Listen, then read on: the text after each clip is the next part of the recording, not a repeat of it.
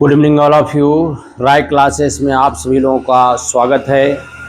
आज मेरे प्यारे बंधु, हम लोग जीके में स्वतंत्रता संग्राम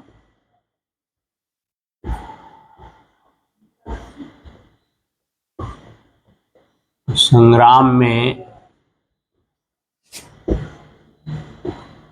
बिहार का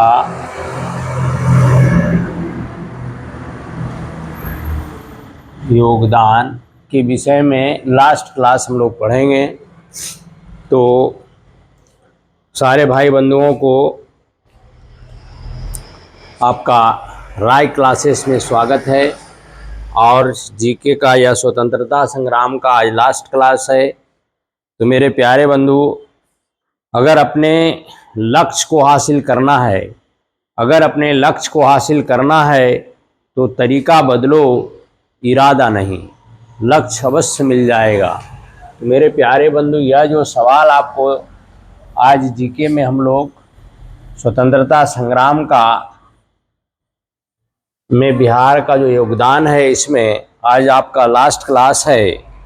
तो इसमें आज कुछ खास चुनिंदा प्रश्न को मैं लेकर आया हूँ। तो सवाल आपका एक है, 11 अगस्त 1942 ईस्वी को पटना सचिवालय भवन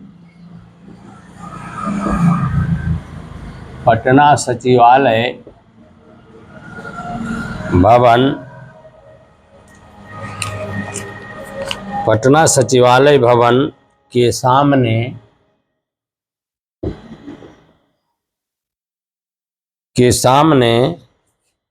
विधायिका की इमारत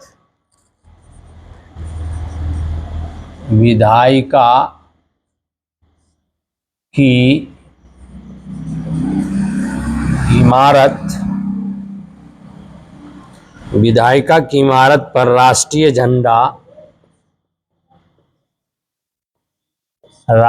झंडा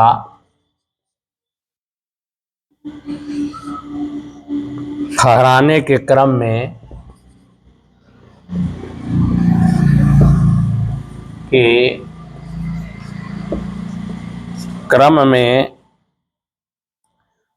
पटना के किस जिलाधीश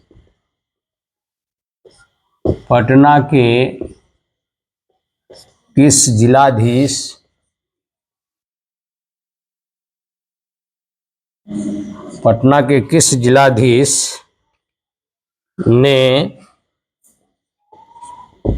गोली चलाने का आदेश दिया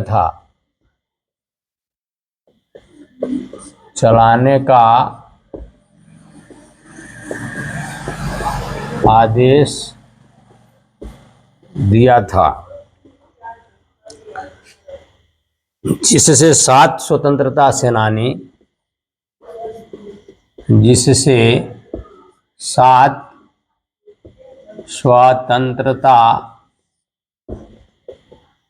सेनानी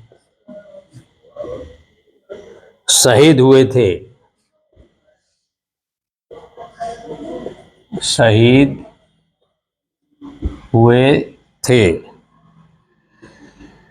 तो भाई, ये जो 11 अगस्त 1942 ईस्वी को पटना सचिवालय भवन के सामने विधायिका की इमारत पर राष्ट्रीय झंडा फहराने के क्रम में पटना के किस जिलाधीश ने गोली चलाने का आदेश दिया था? तो मेरे बंधु, इसका उत्तर होगा डब्ल्यू.जी. आर्चर।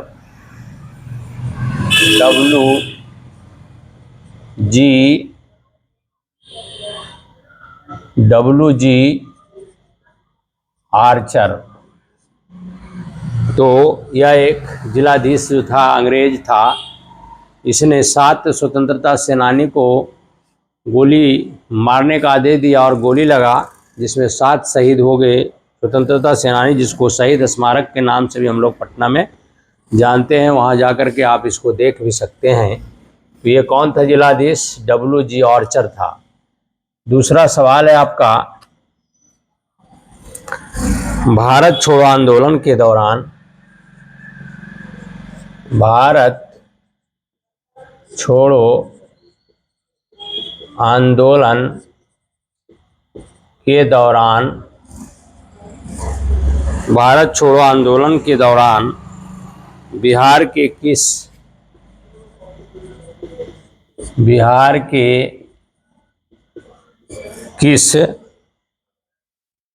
जिला को अपराधी जिला, किस जिला को अपराधी जिला घोषित किया गया था? अपराधी जिला घोषित किया गया था। तो यह कौन जिला था जो भारत छोड़ो आंदोलन के दौरान बिहार को किस जिला को अपराधी जिला घोषित किया था? तो वह था सारण। वर्तमान में सीवान को कहा जाता है। ये था कौन? सीवान। वर्तमान में यह सीवान जिला है। क्या है? वर्तमान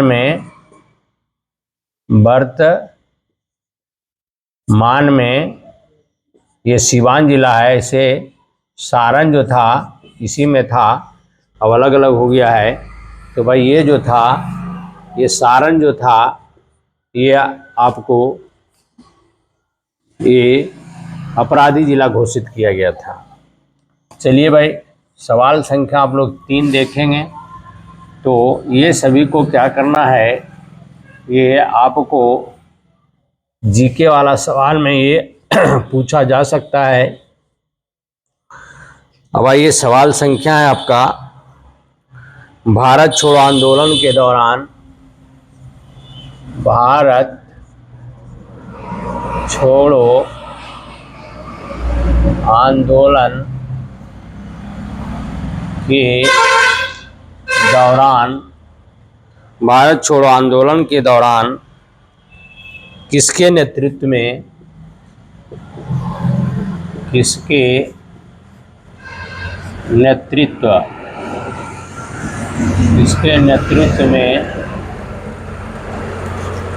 नेपाल में युवकों को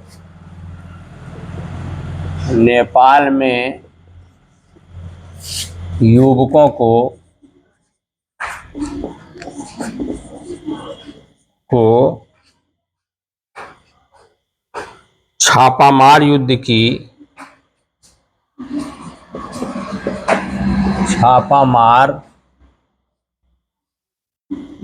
की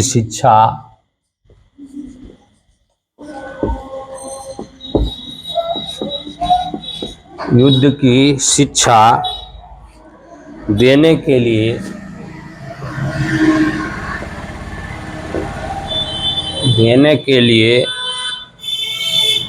एक केंद्र संगठित किया गया था। एक केंद्र संगठित किया गया था। तो यह था जयप्रकाश नारायण के नेतृत्व में। क्या कौन था भाई? तो जयप्रकाश नारायण के नेतृत्व में। ये आपका भारत छोड़ो आंदोलन के दौरान किसके नेतृत्व में नेपाल में युवकों को छापामार युद्ध की शिक्षा देने के लिए एक केंद्र संगठित किया गया था? वो कौन थे? तो जयप्रकाश नारायण के नेतृत्व में एक केंद्र संगठित किया गया था। अब आइए आगे वाला क्वेश्चन देखते हैं। नेपाल में आज़ाद दस्ता का गठन किसने किया था? नेपाल में आज़ाद नेपाल में आज़ाद दस्ता का गठन किसने किया था? किसने किया था? तो ये भी जयप्रकाश नारायण ही थे। तो जयप्रकाश नारायण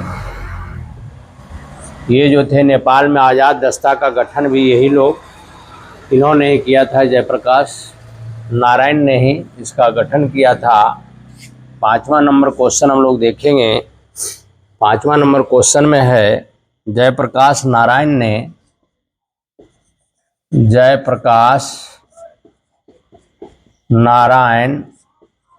ने भारत आज़ाद दस्ता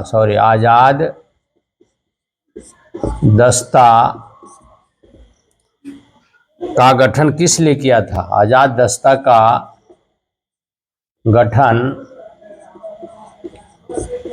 किस लिए किया था? तो मेरे दोस्त, जयप्रकाश नारायण जो थे वो आज़ाद दस्ता का गठन जो किए थे वो किसका, इनका उद्देश्य क्या था गठन करने का? तो मेरे दोस्त, इनका उद्देश्य था इसका गठन विशेष रूप से तोड़ फोड़ के कार्य करने के लिए सरकार के विरुद्ध किया गया था। इसका गठन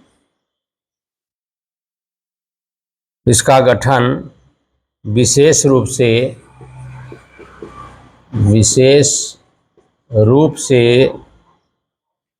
तोड़ फोड़ के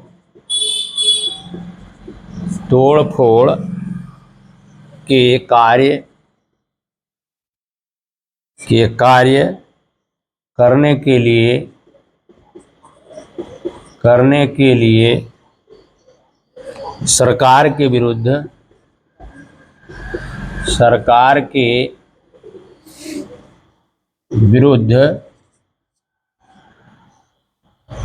किया गया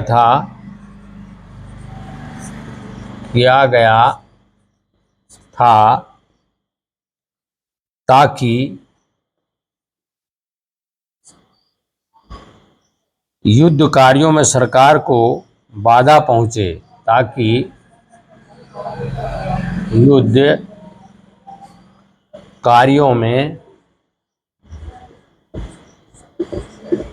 युद्ध कार्यों में सरकार को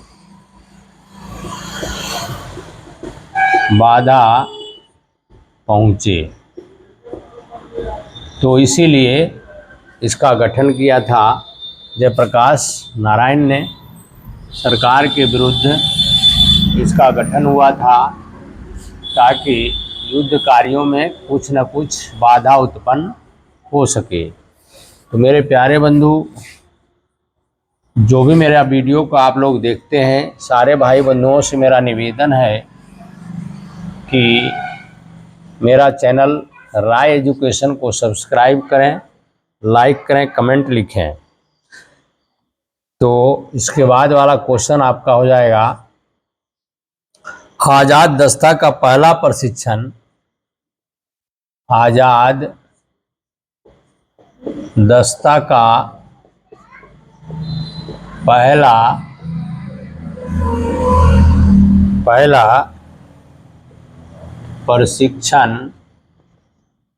पहला प्रशिक्षण शिविर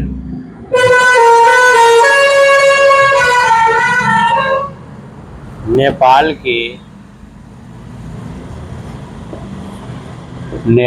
के किस जंगल में गठित किया गया था?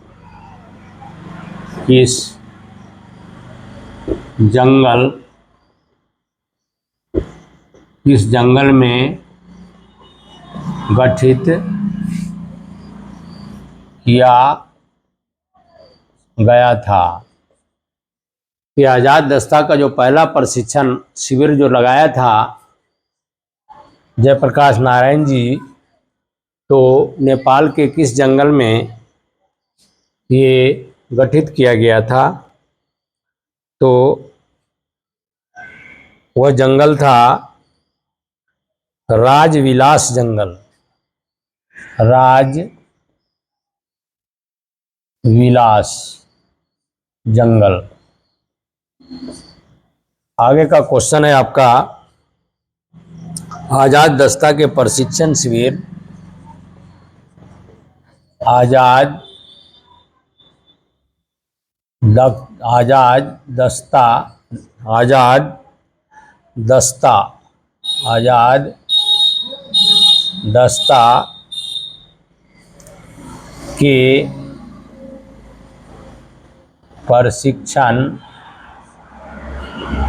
शिविर के निर्देशक कौन थे? प्रशिक्षण शिविर के निर्देशक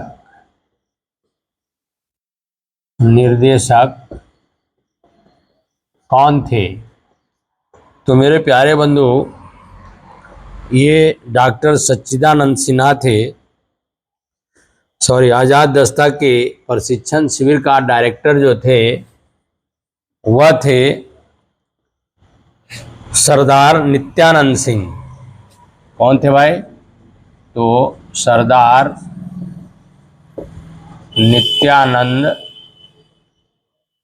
नित्यानंद सिंह यही थे, ये डायरेक्टर थे।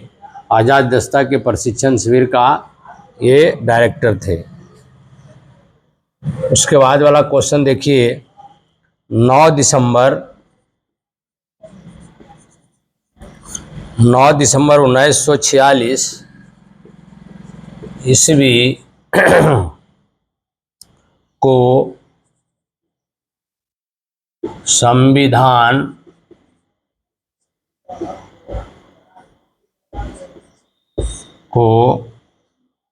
संविधान सभा का अस्थायी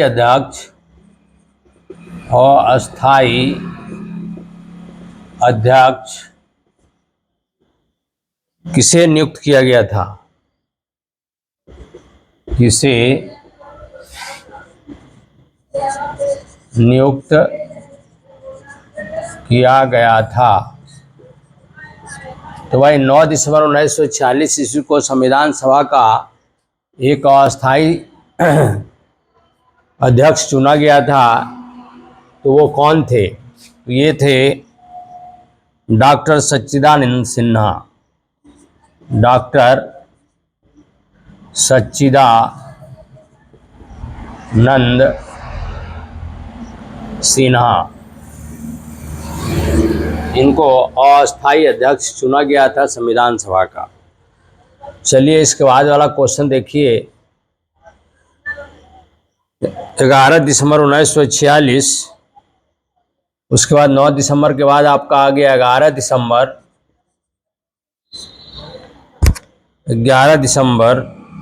1946 ईस्वी को संविधान सभा का अस्थायी अध्यक्ष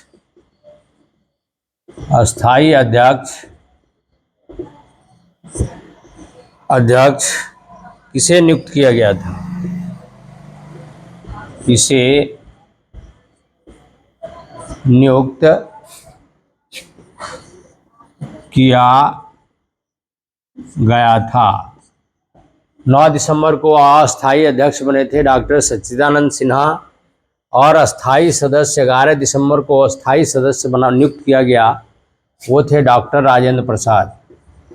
डॉक्टर राजेंद्र प्रसाद ये अस्थायी रूप से क्या हो गए? ये संविधान सभा के अध्यक्ष नियुक्त हो गए। तो ये सब सवाल जो है आपका VVI क्वेश्चन है, इस सब को क्या करना है भाई? तो थोड़ा ध्यान में रखना है, याद रखना है, ताकि कहाँ से जीके में कहाँ पूछा जाएगा ये कहना आपका मुश्किल है। फिर भी आपको एक जगह आपको सबको करके दिया जा रहा है, और बताया जा रहा है। अब आइए स्वतंत्रता प्राप्ति के बाद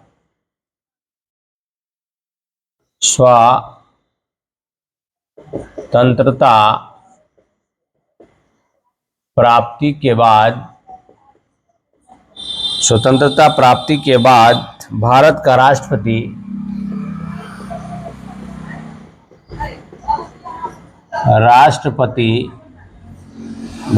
राष्ट्रपति किसे नियुक्त किया गया था? किसे नियुक्त किया गया था? तो हमारा देश जब आज़ाद हो गया तो आज़ाद होने के बाद भारत का राष्ट्रपति किसे नियुक्त किया गया था? तो ये बिहार के निवासी थे डॉक्टर राजेंद्र प्रसाद। ये बिहार निवासी, बिहार के रहने वाले हैं। बिहार निवासी डॉक्टर राजेंद्र प्रसाद को पहला राष्ट्रपति भारत का इन्हीं को बनाया गया था। चलिए भाई, उसके बाद वाला क्वेश्चन देखते हैं। स्वतंत्रता प्राप्ति के बाद स्वतंत्रता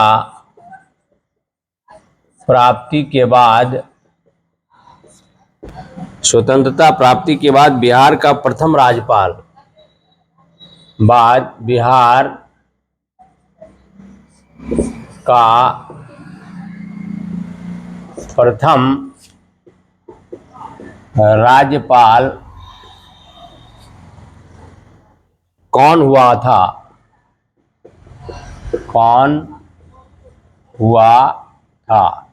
स्वतंत्रता प्राप्ति के बाद बिहार में प्रथम राज्यपाल कौन हुए थे? तो जयराम दास दौलत राम थे। कौन थे भाई? जयराम दास दौलत राम। ये जो थे पहला यहाँ का राज्यपाल नियुक्त हुए थे बिहार का। चलिए, उसके बाद लास्ट क्वेश्चन हम लोग देखेंगे। और स्वतंत्रता संग्राम में बिहार का जो योगदान क्या रहा, इस चैप्टर का आपका, इस टॉपिक का आपका ये लास्ट क्वेश्चन है। स्वतंत्रता प्राप्ति के बाद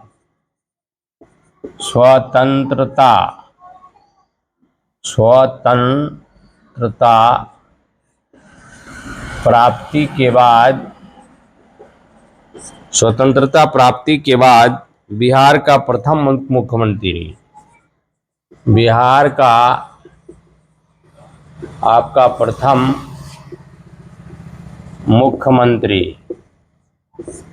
मुख्यमंत्री कौन हुआ था?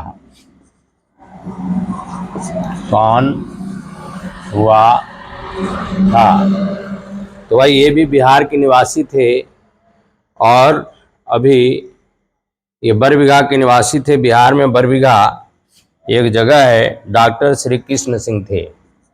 डॉक्टर श्री